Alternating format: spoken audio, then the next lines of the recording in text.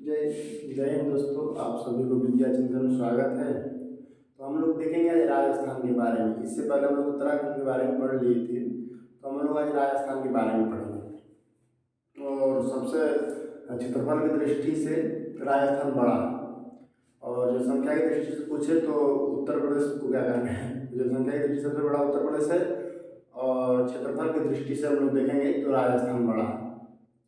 और उसके बाद जिसे बड़ा होने के बाद भारत का 10% एरिया केवल राजस्थान ने कब्जा कर लिया है। राजस्थान 10% एरिया भारत का है क्षेत्रफल की दृष्टि से, तो 10% पे राजस्थान 10% एरिया कब्जा किया है राजस्थान। तो इसे हम लोग देखेंगे। और सबसे महत्वपूर्ण बात यह है कि जिसे हम लोग जो भी पढ़ रहे हैं वो अति महत्वपूर्ण जगह है, और उसको हम लोग एकदम नोट डाउन करके रखेंगे। उससे बाहर कुछ आने वाला नहीं है, ये एकदम आप लोग दिमाग में बैठा लीजिएगा। और देखिए, पढ़ाई शुरू शुरू किसी को अच्छा नहीं लगेगा। जैसे आप वीडियो आप लोग देखें तो अच्छा न लगे तो उससे घबराइए मत, आप लोग मन लगा के पढ़िए। और देखिए, जब पढ़ेंगे मन लग जाएगा तो वीडियो खराब नहीं होती। आप लोग पढ़ेंगे, पढ़ाई कभी खराब नहीं होती। तो आप लोग मन लगाना है धीरे धीरे, और जब मन लग जाएगा तो क्या करना है, तो इसीलिए आप लोग को मन लगाइए किसी भी तरह से। तो हम लोग पहले राजस्थान के बारे में देख लेंगे। तो इससे पहले उत्तराखंड पढ़ लिए थे हम लोग। उत्तराखंड को जो आप वीडियो नहीं देखे होंगे तो उत्तराखंड देख लेंगे। एक लाइन से हम लोग सीक्वेंस से जम्मू कश्मीर से पढ़ते आ रहे हैं, तो आज राजस्थान हम लोग पढ़ेंगे। उसके बाद नेक्स्ट वीडियो में से जो क्वेश्चन बन रहा है वो मैं क्वेश्चन दे दूंगा। तो इससे हम लोग देखेंगे कि जो 4 जिला है, पहले तो अंतर्राष्ट्रीय सीमा सजा करता है। राजस्थान में जो 4 जिला है वो अंतर्राष्ट्रीय सीमा सजा करता है, और अंतर्राष्ट्रीय सीमा पाकिस्तान से सजा करेगा क्योंकि इस बार पाकिस्तान है। तो यहाँ से हम लोग देखेंगे तो सबसे ऊपर गंगानगर या बाड़मेर, हनुमानगढ़, बाड़मेर हनुमानगढ़, गंगानगर या हनुमानगढ़, ये दोनों है। और हनुमानगढ़ एक और महत्वपूर्ण है कि जिसे जो हड़प्पा जो कि सिंधु सभ्यता के देखेंगे तो जोती हुई खेत या चूड़ी हुई जो मिला है वो राजस्थान के ही बाड़मेर से ही, हनुमानगढ़ से ही मिला है। तो ये देख लेंगे। अब तो इससे वो चीज़ नहीं ना रहेगा जैसे उस समय का जो कालीबंगा जो था, तो कालीबंगा तो लिखा नहीं रहेगा, वो सिंधु सभ्यता की बात है। तो हनुमानगढ़ जो है वो यहाँ से मिला हुआ है। तो ये हम लोग देखिए। फिर उसके बाद इधर आएंगे तो बीकानेर है, यहाँ बीकानेर है। फिर इधर आएंगे तो जैसलमेर है। फिर जैसलमेर के बाद इधर आएंगे तो बाड़मेर, इधर बाड़मेर है। तो ये 4 जो जिला है वो अंतर्राष्ट्रीय सीमा सजा करता है। और जैसे हम लोग पढ़े थे कि फाइस अनुसंधान केंद्र कहाँ है, तो हिसार है, और गाय अनुसंधान केंद्र करनाल है। तो उसी तरह ऊँट अनुसंधान केंद्र है तो बाड़मेर यहाँ पर है, जो कि ऊँटों पर परीक्षण किया जाता है। ऊँट अनुसंधान केंद्र बाड़मेर है। ये 4 जिला हम लोग को याद रखने चाहिए क्योंकि अंतर्राष्ट्रीय सीमा सजा करता है। जैसे हम लोग हिमाचल प्रदेश में देखे थे तो किन्नौर था, तो उसी तरह इधर देखेंगे हम लोग हिमाचल प्रदेश में। हिमाचल प्रदेश में आए उत्तराखंड में शायद 209 था। तो ये सब लोग वही देखेंगे। तो यहाँ तो जिसे अंतर्राष्ट्रीय जो सीमा सजा कर रहा है उसके बारे में हम लोग पढ़ लेंगे। तो ये यहाँ गंगानगर, बीकानेर और जैसलमेर और उसके बाद बाड़मेर, ये 4 जिला जो है वो अंतर्राष्ट्रीय सीमा सजा करता है। ये अति महत्वपूर्ण है, इसको हम लोग याद रखेंगे। फिर इससे आगे देखेंगे इधर तो पोखरण है, जो कि मिसाइल परीक्षण होता है चांदीपुर जो उड़ीसा है, और यहाँ पर पोखरण में परमाणु परीक्षण हुआ था। तो पोखरण परमाणु परीक्षण के लिए जाना जाता है, पोखरण परमाणु परीक्षण के लिए। और जो उड़ीसा में चांदीपुर है वो मिसाइल परीक्षण होता है वहाँ पर। फिर इधर देखेंगे तो जोधपुर है, थोड़ा सा इधर आगे देखेंगे तो यहाँ जोधपुर है।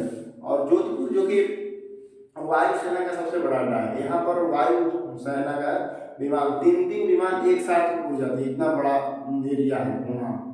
और ये सब रखा क्यों गया, जैसे हम लोग पटिंडा पढ़े थे जो कि एशिया का सबसे बड़ा सैनिक छावनी था। तो और यहाँ एशिया का सबसे बड़ा वायुसैनिक अड्डा है। तो ये सब अपने इसके लिए रखे हैं। तो ये हम लोग देख लिए कि यहाँ पर जोधपुर जो है वो एशिया का सबसे बड़ा वायुसैनिक अड्डा है। यहाँ पर 3 विमान एक साथ उड़ जाते हैं। एक बहुत बड़ा एरिया में है और बहुत माने लोग सैनिक भी रहते हैं यहाँ पर। और ये देख लिया हम लोग। फिर इधर जैसे देखेंगे थोड़ा सा, तो अगर अब इसके इधर आएंगे तो यहाँ पर अजमेर है, और इसके ऊपर पुष्कर, थोड़ा सा जिस दोनों बगल में ही है, अजमेर और पुष्कर, अजमेर और पुष्कर, अजमेर और पुष्कर, जो कि अजमेर ख्वाजा चिश्ती के दरगाह है। ख्वाजा चिश्ती थे, उनका दरगाह अजमेर में है। तो जिसे पीसीएस विशेष के लेवल की आप लोग तैयारी करेंगे तो उसमें ख्वाजा चिश्ती से लेकर जैसे गुरु का नाम, उनके शिष्य पूछ लेता है ऐसे करके। तो उनके गुरु का नाम उस्मान हारून था, गुरु के नाम उस्मान हारून, जो कि ख्वाजा चिश्ती के गुरु थे। अब ख्वाजा चिश्ती के शिष्य देख लेंगे हम लोग लेक्तार। तो ख्वाजा चिश्ती के शिष्य बख्तियार का बाबा फरीद थे, बाबा फरीद, ख्वाजा चिश्ती के शिष्य बाबा फरीद के शिष्य बख्तियार के शिष्य निजामुद्दीन औलिया के शिष्य अमीर खुसरो, निजामुद्दीन औलिया के शिष्य अमीर खुसरो। तो उस्मान हारून, ख्वाजा चिश्ती, बाबा फरीद, बख्तियार काकी, निजामुद्दीन औलिया और निजामुद्दीन औलिया के शिष्य अमीर खुसरो, ये 6 ठो एक सीक्वेंस में है, जो कि यहाँ पर अजमेर में ख्वाजा चिश्ती के दरगाह है। और यहाँ पुष्कर, जो कि पुष्कर ब्रह्मा जी का एकमात्र मंदिर है, और यहाँ पर बहुत बड़ा सा झील भी है। झील जिसे झरना माने पोखरा टाइप का है, जो कि माने सरोवर है, उसमें स्नान करके और ब्रह्मा जी का दर्शन किए। श्रापित मंदिर कहा जाता है, क्योंकि ब्रह्मा जी का पूरे विश्व में देखेंगे तो केवल एक ही मंदिर है राजस्थान में, जो पुष्कर है, बहुत बड़ा मंदिर है। और उसके बाद यहाँ पुष्कर दोनों देख लिए, तो अजमेर जो ख्वाजा चिश्ती का दरगाह है, और पुष्कर उनका ब्रह्मा जी का मंदिर है। फिर इधर देखेंगे तो नीचे देखेंगे तो चित्तौड़गढ़ पड़ेगा इधर, जो कि राजा रतन सिंह थे, और उसी में पद्मावती फिल्म भी बना है। चित्तौड़ देखेंगे हम लोग तो राजा रतन सिंह, और उसी पे उनके ऊपर बहुत महान राजा थे, और पद्मावती फिल्म भी बना है। जैसे पद्मावती में क्या था कि कभी भी 3 चीज को छोटा कभी नहीं समझना चाहिए। जैसे चाणक्य ने भी कहा है कि चाणक्य बहुत ही माने कुटिलज्ञ थे, बहुत बड़े विद्वान थे।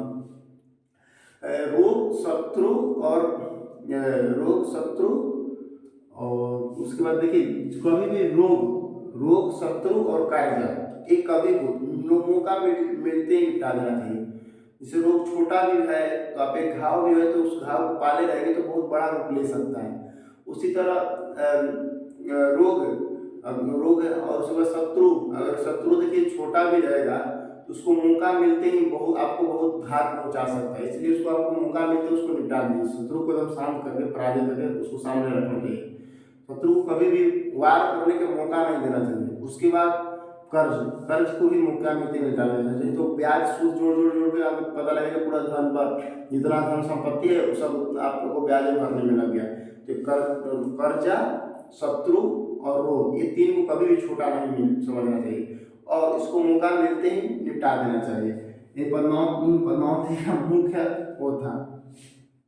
और उसके बाद इधर चित्तौड़गढ़ हो गया। फिर इधर हम लोग देखेंगे तो यहाँ जयपुर, जो कि राजस्थान का राजधानी जयपुर है, राजस्थान का राजधानी जयपुर। तो जयपुर पिंक सिटी कहा जाता है यहाँ पर। जयपुर पिंक सिटी के नाम से जाता है, जयपुर पिंक सिटी। और उसके बाद जयपुर में हवा महल है, हवा महल बड़ा मुख्य है। तो हवा महल जयपुर को ही कहा जाता है, हवा महल है जो कि जयपुर में है। और उसके बाद इसे देखेंगे तो आमेर का किला जयपुर के पास ही है, आमेर का किला। और आमेर का एक राजा भारमल थे, जो कि उनकी पुत्री जोधाबाई थी, और उनका शादी अकबर महान से हुआ था। तो यहाँ से हम लोग देख लेंगे, जैसे जयपुर है जो कि पिंक सिटी कहा जाता है, यहाँ पर हवा महल भी है। उसके बाद जो कि आमेर का किला यहीं पर है।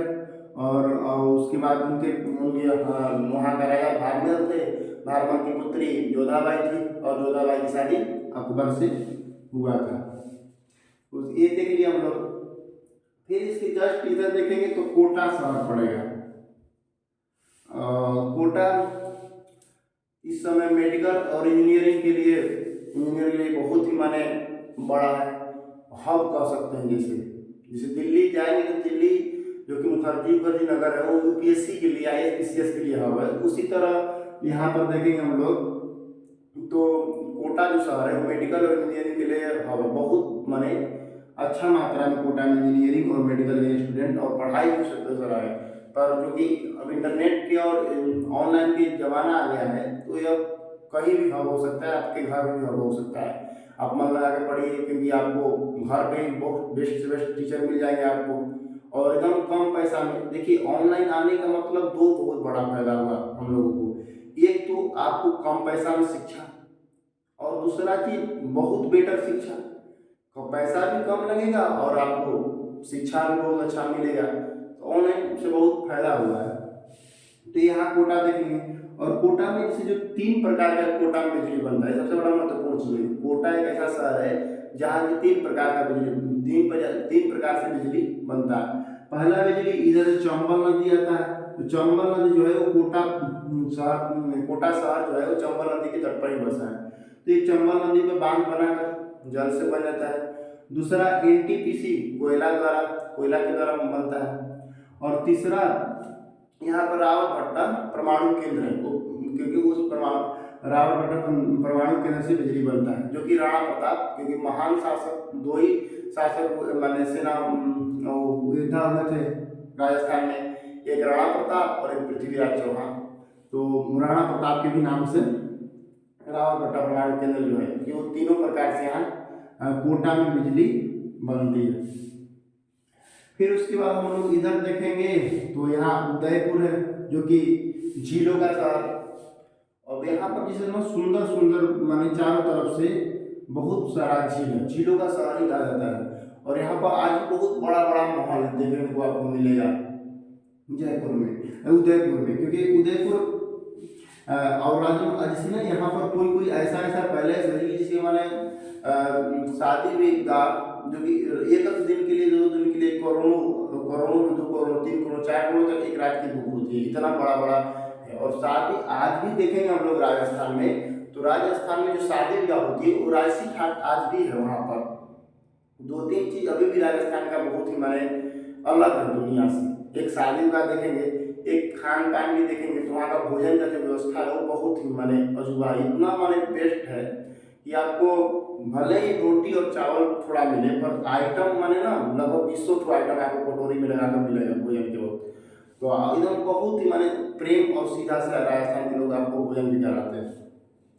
तो यहाँ भोजन के लिए भी राजस्थान बहुत प्रसिद्ध है। और उसके बाद इसको झीलों का शहर है। यहाँ पर एक शादी ब्याह का गार्डन है, बहुत ही माने प्रसिद्ध है, बहुत महंगा है। तो ये यहाँ उदयपुर देख लिया हम लोग। तो उदयपुर से मुख्य क्वेश्चन यही रहता है कि यहाँ पर झीलों का शहर इसको कहते हैं। फिर जयपुर पिंक सिटी है, जैसे पिंक सिटी इसलिए ना कि जैसे आज भी देखेंगे हम जयपुर में तो जो शहर है, तो अब इस जो नया बन रहा है तो पहले जो पत्थर देखेंगे तो यहाँ पर 80% पिंक कलर के पत्थर मिलते थे। आज भी बहुत सारा दुकान और घर द्वार ऐसा है जो पत्थरों की जो कि पिंक कलर का है, इसलिए इसको पिंक सिटी भी कहते हैं। फिर इसको इधर देखेंगे तो सांभर झील है, जो कि नमक के लिए प्रसिद्ध है। उसके ऊपर मकराना है, मकराना जो कि संगमरमर पत्थर के लिए, ताजमहल का जो पत्थर है लगा है ताजमहल पर संगमरमर, वो मकराना से गया है। और मकराना वाले संगमरमर के लिए विख्यात है, बहुत ही मकराना के संगमरमर एक से डिजाइन के और एक से क्वालिटी के मकराना में संगमरमर मिलते हैं। जो किला ताजमहल का संगमरमर है वो मकराना से गया। उसके बाद मकराना से जस्ट इधर देखेंगे तो नागौर मिलेगा। नागौर प्रसिद्ध है वहाँ पर उसके लिए। इस नागौर जो है वहाँ सबसे पहले पंचायती राज व्यवस्था लागू हुआ था, जो कि 2 अक्टूबर 1959 को नागौर में 2-10-1959 में जो कि यहाँ पर पंचायती राज व्यवस्था लागू हुआ था नागौर में। उसके बाद इधर देखेंगे तो एक सांभर झील है, जो कि बहुत माने नमक के उत्पादन के लिए प्रसिद्ध है। और नमक को मक्का जैसे जो नमक जाता है तो वो उसका ट्रेन अलग है, और लकड़ी का ट्रेन बनाए थे जिसे, क्योंकि वो नमक लोहा गला देता है, तो नमक जो लोहा का ट्रेन रहेगा तो गलता जाएगा, इसलिए लकड़ी की ट्रेन पर नमक जाता है यहाँ पर, जो कि नमक है बहुत बड़ा प्रसिद्ध है। तो हम लोग इसे देख लिए, माने ये लगभग लगभग हम लोग ये राजस्थान की जगह देख लिए, क्योंकि राजस्थान में जैसे लगभग 8-10 जगह है। जैसे यहाँ पर देखेंगे तो गंगानगर है, उसके बाद फिर बीकानेर है, जैसलमेर है, फिर बाड़मेर है, फिर उसके बाद पोखरण, फिर उसके बाद जोधपुर, फिर उसके बाद अजमेर, फिर जयपुर, उसके बाद कोटा, फिर उसके बाद चित्तौड़गढ़, उसके बाद उदयपुर, ये हो गया। फिर उसके बाद मकराना, उसके बाद नागौर। ये 10-12 शहर जो है राजस्थान के लिए बहुत प्रसिद्ध है। फिर उसके बाद एक यहाँ झील भी है, वो दिखेगा नहीं आपको, पर वो झील जैसे ना चारों तरफ से पहाड़ी है और उसके बीच में वो चारों तरफ से पहाड़ी से घिरा हुआ और बीच में झील है। उसको बनास झील कहते हैं। जैसे चारों तरफ से जो झील है वो बीच में, चारों तरफ से पहाड़ है और बीच में झील को बनास झील हम लोग बनास झील के नाम से जानते हैं। और उसका नाम नहीं है जिसे बस प्रसिद्धि है, तो इसलिए थोड़ा सा यहाँ झील है जो कि बहुत माने, और यहाँ के आसपास के लोगों के लिए वो बहुत महत्वपूर्ण है पानी की सुविधा के लिए। तो हम लोग इसे एक बार और देख लेंगे, इसको तो बेटर रहेगा। जैसे 4 जिला जो है वो अंतर्राष्ट्रीय सीमा तय करता है। उसके बाद जो कि 4 जिला जो कौन कौन है, एक गंगानगर है, बीकानेर है, बाड़मेर है, जैसलमेर है, बाड़मेर है। 4 जिला जो कि अंतर्राष्ट्रीय सीमा तय करता है। फिर उसके बाद हम लोग देखेंगे तो फिर उसके बाद यहाँ पोखरण है, जोधपुर है, अजमेर है, जयपुर है। उसके बाद ये देखेंगे तो चित्तौड़गढ़, कोटा और उदयपुर। उसके बाद यहाँ यही पुष्कर भी है, और यहाँ जयपुर और आमेर है। और उसके बाद इधर देखेंगे तो मकराना और नागौर। तो हम लोग इसे लगभग ये जो जगह महत्वपूर्ण है और किस लिए जाना जाता है उस जगह पर हम लोग फोकस कर लिए। अब हम लोग देखेंगे कि इसे अरावली पर्वत यहीं गुजरता है, जो कि अरावली पर्वत ये बीचों बीचों राजस्थान के गुजरता है। और अरावली पर्वत जो कि सबसे नया पर्वत हिमालय है। और सबसे पुराना पर्वत देखेंगे तो अरावली, विश्व की सबसे पुराना पर्वत श्रृंखला में अरावली आता है, क्योंकि ये लगभग 300 करोड़ साल का मान लीजिए पहले का एक पर्वत है। और अब धीरे धीरे जिससे ना कोई भी चीज़, जैसे कोई भी माने एक मकान आप बना दे रहे हैं 100 साल में घिसता, जैसे कोई भी आप पहाड़ देखेंगे पहले ऊंचा था, पर धीरे धीरे धीरे धीरे वो माने टूटता फूटता जाता है, नीचे होता जाता है। उसी तरह इसका जैसे जो ऊंचाई है वो धीरे धीरे कम होता जा रहा है, पर अभी भी वो है। तो आप इसी का जैसे एक हिस्सा है इधर दिल्ली में जो गया है, और जो रायसीना का पहाड़ी है वो अरावली पर्वत का ही हिस्सा है, जो कि राष्ट्रपति का भवन है, उसी पर राष्ट्रपति रायसीना के पहाड़ी पर ही रहते हैं। तो और इसको हम लोग देखेंगे से यहाँ सबसे इसका जो ऊंचा है वो यहाँ पर गुरु शिखर या माउंट आबू यहाँ पर है, जो कि गुरु शिखर या माउंट आबू, यहीं पर इसका पर्वत श्रृंखला, जो कि गुरु शिखर या माउंट आबू, गुरु शिखर या माउंट आबू, जो कि 1722 सबसे ऊंचा इसका जो है शिखर वो गुरु शिखर या माउंट आबू है। और यहाँ एक महत्वपूर्ण जगह है जो कि इस पे दिलवाड़ा जो जैन मंदिर है वो यहीं पर दिलवाड़ा जो जैन मंदिर है वो गुरु माउंट आबू पर ही है, जो कि तेजपाल और वस्तुपाल ने बनवाया था दिलवाड़ा के जैन मंदिर। तेजपाल और वस्तुपाल, दिलवाड़ा के जैन मंदिर जो बनवाए थे वो तेजपाल और वस्तुपाल, और ये जैन धर्म के बहुत महत्वपूर्ण स्थान है। ये हम लोग देख लिए। उसके बाद जैसे हम लोग माने भौगोलिक दृष्टि से ही है, भौगोलिक दृष्टि से अरावली पर्वत है। उसके बाद जैसे यहाँ से 2-3 नदियाँ भी निकलती है, यहाँ एक अरावली निकलती है, नहीं एक अरावली पर्वत से एक लूनी निकलती है, जो कि इसको अंतर्वेदी नदी भी कहती है, क्योंकि यहाँ पर थार व्यवस्था में ही समाप्त भी हो जाती है। तो ये लूनी यहाँ से निकलती है अरावली पर्वत से, और उसके बाद थार मरुस्थल में ही इसका सब कहानी समाप्त हो जाता है। फिर उसके बाद इधर से एक नदी निकलती है जो कि बनास है, और ये चंबल में आकर मिल जाती है। बनास नदी जो है वो चंबल में आकर मिल जाती है। दो नदी हो गई। फिर एक इधर से निकलता है साबरमती नदी, जो कि गुजरात में खंभात की खाड़ी में जाकर मिलती है। और यहीं पर गुजरात में एक साबरमती, जो कि इंदिरा गांधी अपना आश्रम के इंदिरा गांधी जो अपना आश्रम बनवाए थे, वो साबरमती नदी पर ही साबरमती आश्रम का निर्माण किए थे। तो ये हम लोग लगभग देख लिए तीन चार नदी है, जो कि एक चंबल नदी है, जो कि चंबल नदी में बनास नदी आकर मिल जाती है। ये भी चंबल नदी राजस्थान से होकर गुजरती है। तो एक चंबल नदी हो गया, एक बनास नदी, और एक लूनी नदी, और एक साबरमती नदी। और यहाँ पर भीलवाड़ा का जल मंदिर है, जो कि तेजपाल और वस्तुपाल बनवाए थे। ये हम लोग देख लिए जैसे। फिर उसके बाद हम लोग देखेंगे, तो जैसे हम लोग थोड़ा कोटा के बारे में पढ़ लें, क्योंकि ये भी थोड़ा महत्वपूर्ण है। जैसे कोटा में स्माइली बुद्धा, जो कि 1974 में परमाणु परीक्षण हुआ था, स्माइली बुद्धा करके।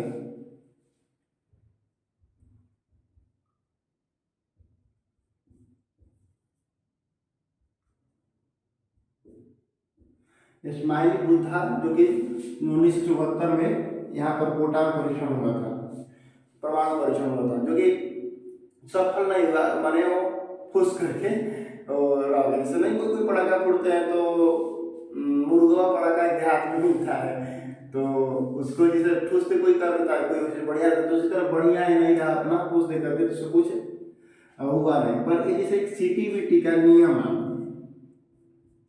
सीटीबीटी का नियम है कि आप माने परमाणु परीक्षण कोई भी देश नहीं कर सकता है। इसे comprehensive test ban comprehensive test ban ड्यूटी, तो इसको इसका माने है कि कोई भी देश परमाणु परीक्षण नहीं कर सकता है। एक तरह से सही है, क्योंकि देखिए जब सब देश के पास परमाणु परीक्षण हो जाएगा तब तो बहुत दिक्कत हो जाएगी। थोड़ा सा भी बात चला परमाणु चला दो तो ये बहुत माने भयावह स्थिति हो जाएगा। इसलिए ये बढ़िया है कि सब देश अपना परमाणु परीक्षण न करे और परमाणु परीक्षण संबंधित सब न बने, तो ये बेटर है। तो इसके माने से ना इस जो हम लोग किए तो इसके माने खिलाफ हो गया, तो इसे हम लोग माने थोड़ा मन तो कोई जाना नहीं उस समय, क्योंकि जब कुछ करके रह गया तो कौन जाना कि क्या होगा। फिर तो उस समय इंदिरा गांधी प्रधानमंत्री थी, तो वो जिसे कहे कि माने अब इसको बढ़िया बेटर बनाया जाए कि धीरे धीरे काम करना, परमाणु संपन्न होना बहुत बेटर था भारत के लिए, बहुत होना जरूरी था। क्योंकि देखिए 1962 में चाइना के साथ युद्ध किया था, और उसके बाद इसको तो नहीं कुछ कर सकते हैं, इसका क्या है, मगर चाइना के पास जिसे हम लोग पड़ोसी के पास परमाणु संपन्न देश था, तो इसलिए हम लोग को भी होना बहुत जरूरी था उस समय परमाणु संपन्न। तो इंदिरा गांधी कहेगी कुछ तो किया जाए कि जो भी परमाणु बनाया जाए बढ़िया। तो उस समय अब्दुल कलाम जो थे, जो APJ अब्दुल कलाम जी थे, तो उनको एक कार्यभार सौंप दिया गया, और उनको सौंप दिया गया तो अपना वो इसको माने एरोनियम इसको बनाने के लिए एरोनियम चाहिए, क्योंकि उसको शुद्ध होना चाहिए। तो उसको इंग्लिश मतलब शुद्ध करने के लिए एरोनियम की आवश्यकता होती है। तो उसको जैसे ना वो में हम लोग के पास जैसे था नहीं, तो अमेरिका से कहा गया ना कि जैसे उससे कहा गया कि आप हमको यहाँ पर बिजली घर बना दीजिए। तो कहा कि ठीक है हम बिजली घर बना दे रहे हैं। तो अमेरिका ने बिजली घर यहाँ बना रहा था। तो कुछ दिन बनाया, कुछ देर उसके बाद कहा कि आप भारत लगा के नहीं रहने तो हमारा काम नहीं है, तुम ले जाओ थोड़ा सा। यार तुम गजब आदमी हो, मेरा खर्चा भी हो गया इतना, करोगे नहीं। तो कह रहा कि हमारे पास यूरेनियम है ही नहीं है तो बनाएंगे क्यों। तो कह रहा हमसे ले लो, यूरेनियम तुम्हारे पास नहीं है तो कहा कि बस यही तो हम चाह ठीक है। तो यूरेनियम जो था वो अमेरिका दे दिया। फिर उसको इसे यूरेनियम को शुद्ध करना था, इनरिच करना नहीं, तभी भड़केगा बढ़िया से। तो उसको धीरे धीरे उसमें से थोड़ा लेने के लिए, ये तो हम लोगों के डीएनए में है, कोई भी कुछ भी रहेगा तो उसे थोड़ा थोड़ा हम लोग ले लेते हैं, कुछ भी चीज़ हो तो उसी तरह उसको थोड़ा थोड़ा ले लेकर हम लोग बना रहे थे। फिर इसके बाद इंदिरा गांधी के बाद अपना उसके बाद इंदिरा गांधी प्रधानमंत्री रहे। उसके बाद जब वो इंदिरा गांधी के बाद उसके बाद जब ये 1974 इंदिरा गांधी रही। फिर उसके बाद जब अटल बिहारी वाजपेयी आई तो लगभग 1998 तक ये सिलसिला चला, अपना प्रधानमंत्री बनते रहे बदलते रहे, पर ये जो सिलसिला रहा ये रुका नहीं, अपना चलता रहा। तो फिर हम लोग जिसे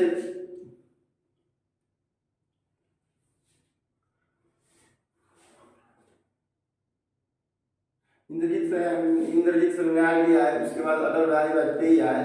तो जब अटल बिहारी वाजपेयी आए तो इससे ये बन गया था, तो अब इसको परीक्षण करने के लिए भाई चाहिए। अब परीक्षण कैसे किया जाए, क्योंकि सीटीबीटी के माने नियम है कि आप परमाणु परीक्षण नहीं कर सकते हैं, आपके ऊपर जुर्माना लग सकता है, चाहे कोई भी प्रतिबंध लगा सकता है किसी भी चीज़ से, किसी भी तरीका से। तो अब्दुल कलाम जो थे ना कि वो बहुत ही माने जितना उनके बारे में कहा जाए कम है। तो उनको कहा गया कि सब अटल बिहारी वाजपेयी जो थे वो बहुत ही माने बढ़िया इंसान थे। तो कहे कि नहीं अब्दुल कलाम जी बोले कि इसको परीक्षा करने में बहुत माने लफड़ा है।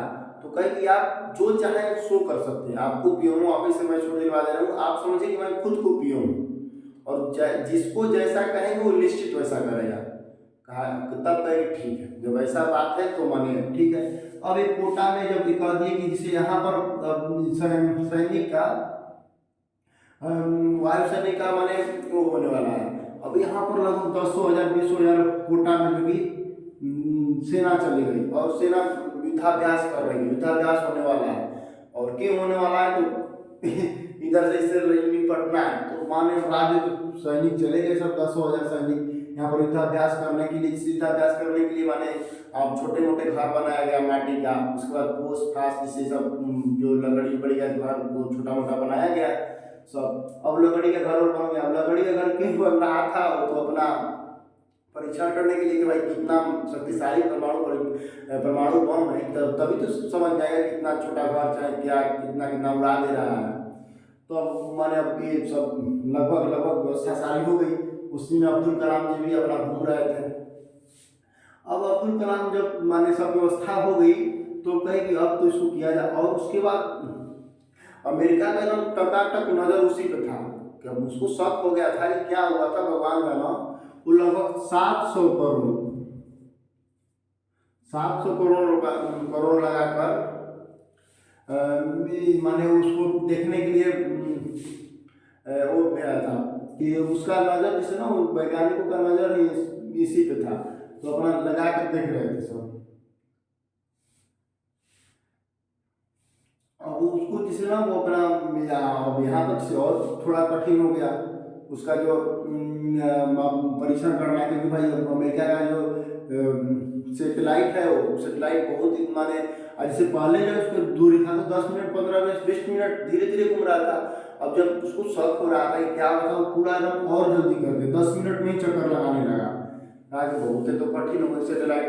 और वो 700 करोड़ रुपया लगाकर उस समय में 1998-90 की बात है, 1998-90 में 700 करोड़ रुपया लगाकर सेटेलाइट का निर्माण भेजा था यहाँ बस चेक करने के लिए कि यहाँ पर क्या क्या कैसे है। क्योंकि उसको मालूम था, जानता था कि इसे जब ये परमाणु परीक्षण करेंगे तो इनके पास पोखरण ही एक जगह है, पोखरण के अलावा परमाणु परीक्षण कोई कर सकता नहीं है। कहा कि ठीक है। तो जिसने एक बार अमेरिका था अब्दुल कलाम जी को अपना नशा में घुमा दिया था कि देखिए यहाँ से ये होता है, यहाँ पर ये सब कंट्रोल होता है, यहाँ पर ऐसा बनता है वो। नहीं ठीक है। ये अपने ना अब्दुल कलाम जी को अपना ले जाने के लिए अपने यहाँ बुलाने के लिए अपने को रखने का कि अब मैं नासा का चीफ बना दूंगा, वो हेड बना दूंगा। तो देखिए वो माने सब नहीं ना होता है, जैसा वो माने देश प्रेमी थे। क्यों देखिए अब आप कहें कि हमारे पास है ही कौन है, आगे ना तुम पाछे पागा है, कौन मेरे पास है और एक भारत माता के सिवा। तो जिसे हम लोग को भी ये भावना होनी चाहिए, अपने देश के सिवा को क्या है, कुछ नहीं, अपना देश है तो सब है, इसलिए सर्वस्व पहले होना चाहिए धर्म। तो धर्म क्या है, धर्म अपना देश, किसी भी तरह से अपना देश को आँच नहीं आने देते। तो कहीं तो आप अपना जब देश है तो मेरा देश के अलावा, भारत माता के अलावा कौन है, मैं तुम्हारे लिए क्यों जाऊँ। ठीक है घूम के अपना घूम घाम के आ गए। तो अब उनको देखेंगे सब, तो कहे कि ठीक है, अब जब यहाँ से घूम रहा है ऐसे, तो घूमने में इसको 10 मिनट का वक्त लग रहा है। तो हम लोग जब इसको वहाँ नहीं आएगा और पीएम वापस जिसे यहाँ बोल दिए कि आप हमको जिसे यहाँ पर कह दीजिए कि तूफान आने वाला है बहुत बड़ा, आप अलर्ट हो जाए। तो ये शोर हो गया कि राजस्थान में बड़ी बहुत भूकंप तूफान आने वाला है, अपना आंधी तूफान आने वाला है। मौसम विभाग ने अलर्ट जारी करते हैं कि राजस्थान में तूफान आने वाला है। और उसके बाद वो अपना परमाणु छूटा और इतना शक्तिशाली था, परमाणु छूटा तो जैसे बहुत शक्तिशाली था, जितना हम लोग सोचे थे उससे 10 गुना अधिक शक्तिशाली था वो परमाणु बम। और जो कि 11 मई 1998 जो 11 मई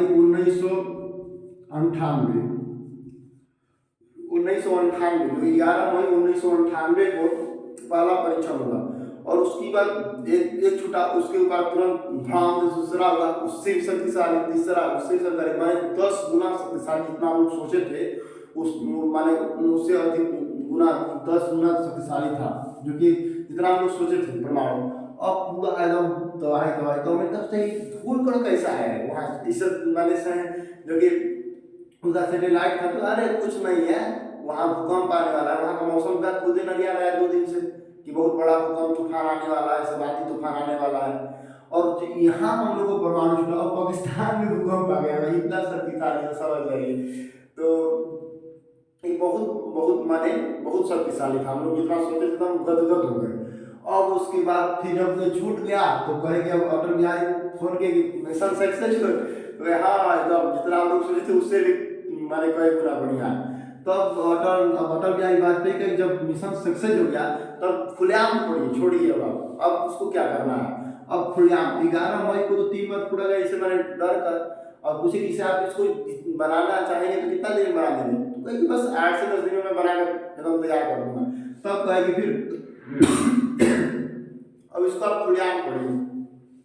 तो 13 मई 1998 13 मई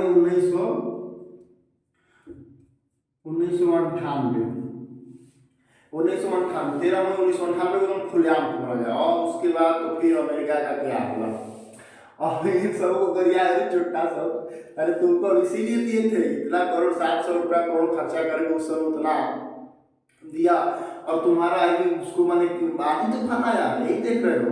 और इतना ये सब मैंने से साथ दिमाग का था कि जिसे इतना बड़ा सैटेलाइट जारी किया था कि जिसे वहाँ के सैनिक में जो घड़ी में टाइम बज रहा था तो टाइम की सुई भी सब मैंने देखे थे, इतना बड़ा सैटेलाइट बहुत खर्चा करके बनाया था, जो घड़ी की सुई तक देख रहे थे सब।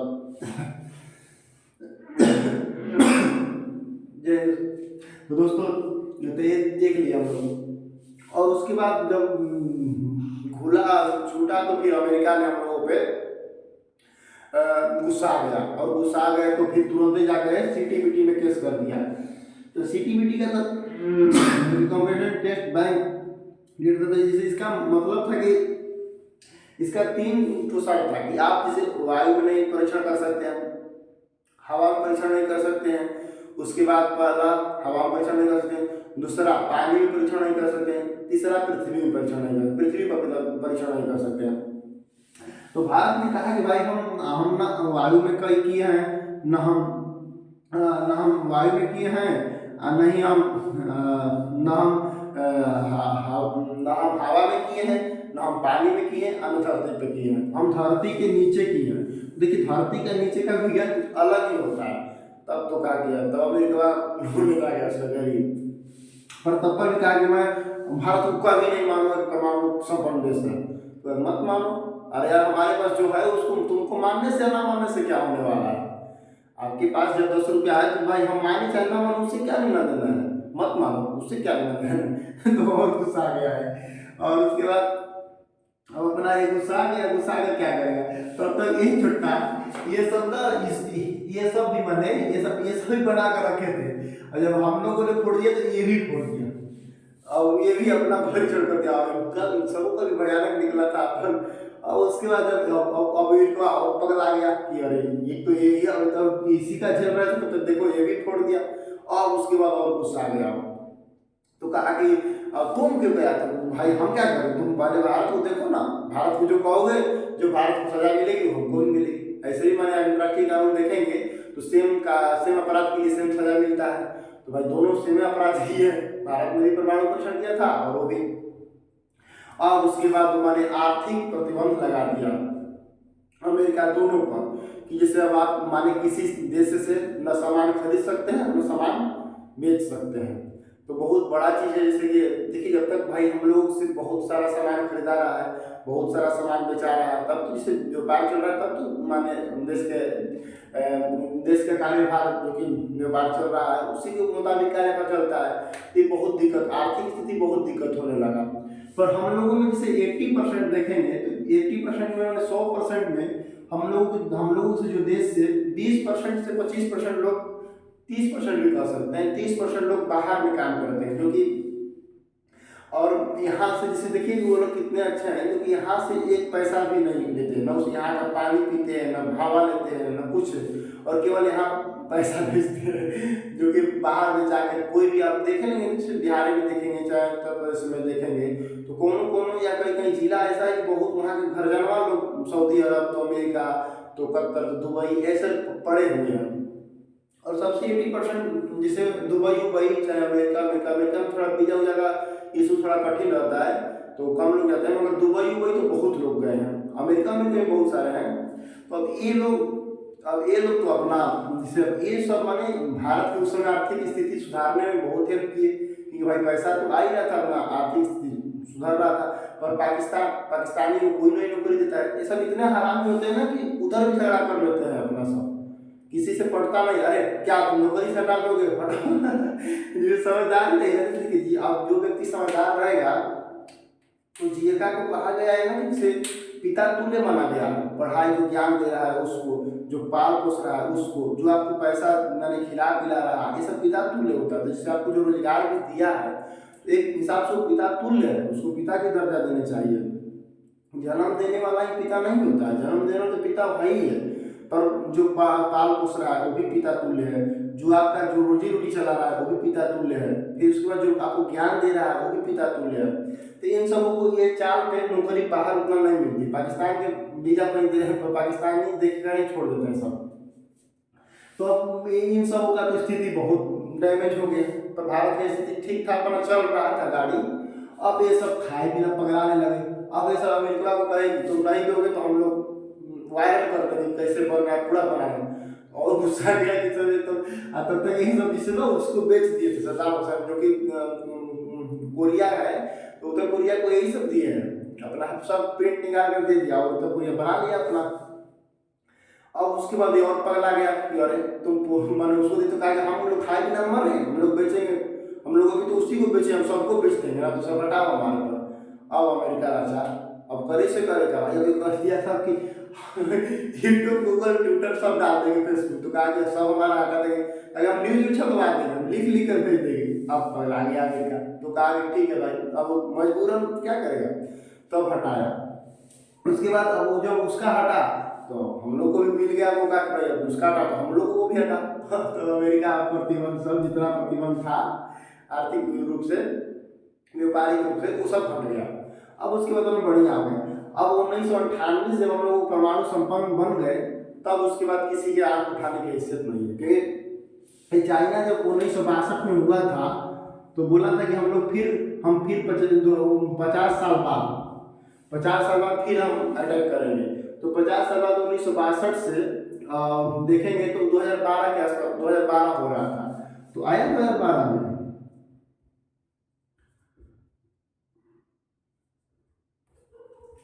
2012 हो रहा था, 50 साल बाद 2012 में आया। अब किसी का हैसियत नहीं है देखिए आने के लिए, आज जब कोई आएगा तो उसको हम लोग छोड़ेंगे नहीं, साले को तो धूल चटा कर मारेंगे, और छोड़ेंगे क्यों भाई। हम लोग से इतना बताइए 125 करोड़, उससे भी जैसे 150 करोड़ होने वाले हैं हम लोग, और किसकी औकात है आने की। और पहले जैसे 1962 नहीं रहा हमारा, तो किसी भी तरह से सब लोग हम लोग सब संपन्न है हर एक रूप से, और अपना सोचना नहीं है किसी से, तब तो क्यों रहेंगे भाई। तो ये सब स्थिति परमाणु बम से रहा। और जो कि 13 मई 1998 जो कि इसका कोड था वो शक्ति शक्ति 98 करके ऐसे कोड था। ये सब कोड पूछ लेता है। जैसे स्माइली बुद्धा क्या है, जो कि 1974 में परमाणु परीक्षण था, उसका पहला कोड था। उसी तरह शक्ति 98 जो है वो 1998 जो 13 मई 1998 को हुआ था, तो एक कोड था उसका। तो हम लोग देखिए लगभग दोस्तों राजस्थान से, और इसमें जैसे 2-3 माने लगभग सारी महत्वपूर्ण चीज़ है। तो 4 जिला अंतर्राष्ट्रीय सीमा साझा करता है। यहाँ पर कोटा था जो कि परमाणु परीक्षण केंद्र है। उसके बाद यह जोधपुर है जो कि वायुसेना का सबसे बड़ा अड्डा है। इधर देखेंगे तो अरावली पर्वत पर जो कि यहाँ पर दिलवाड़ा का जन्म मंदिर है जो कि राज्यपाल और वस्तुपाल ने बनवाया था। और उन इसका सबसे माने अरावली पर्वत की सबसे ऊंचा शिखर, सबसे ऊंचा गुरु शिखर या माउंट आबू जो 722 है। उसके बाद कोटा है, 3 प्रकार की बिजली बनती है। यहाँ जयपुर है, पिंक सिटी कहते हैं। यहाँ उदयपुर है जो कि झीलों का शहर कहेंगे। यहाँ पुष्कर है जो कि ब्रह्मा जी का मंदिर है। ये अजमेर है जो कि ख्वाजा चिश्ती की दरगाह है। उसके बाद इधर नागौर है जो 2 अक्टूबर 1959 को बिहार पहली बार पंचायती इकाई व्यवस्था लागू हुआ था। उसके बाद यहाँ आमेर है जो कि आमेरगढ़ है, जो यहाँ पर मकरान है जो कि संगमरमर के लिए जाना जाता है। यहाँ किशनगढ़ में, तो देखिए किशनगढ़ और ये एरिया देखेंगे ये पत्थरों के लिए बहुत प्रसिद्ध है। यहाँ माने तमाम तरह के पत्थर और बहुत माने अच्छे क्वालिटी के पत्थर मिलते हैं। उसके बाद जैसे यहाँ से देखिए हम लोग की तरफ बालू जो है उसो नदी का माध्यम है, और इधर बालू जो है वो इधर बालू तो कोई नदी का वैसा माध्यम है नहीं कि बालू वाला है। यहाँ बड़े बड़े पत्थर को जैसे इतना बड़ा जो पत्थर रहता है सबको तोड़ कर छोटा करके इसे धूर बनाकर बालू बनाया जाता है यहाँ पर। तो ये बालू जैसे पत्थर के लिए प्रसिद्ध है। यहाँ किशनगढ़ एक एयरपोर्ट भी है, और यहाँ पर किशनगढ़ है इसी जस्ट बगल में, तो यहाँ एक एयरपोर्ट भी है। तो कोई उतना महत्वपूर्ण नहीं है, जितना हम लोग महत्वपूर्ण था लगभग देख लिए, और ये सब भी माने हम लोग देख लिए। तो जय हिंद दोस्तों, मिलेंगे नेक्स्ट वीडियो में।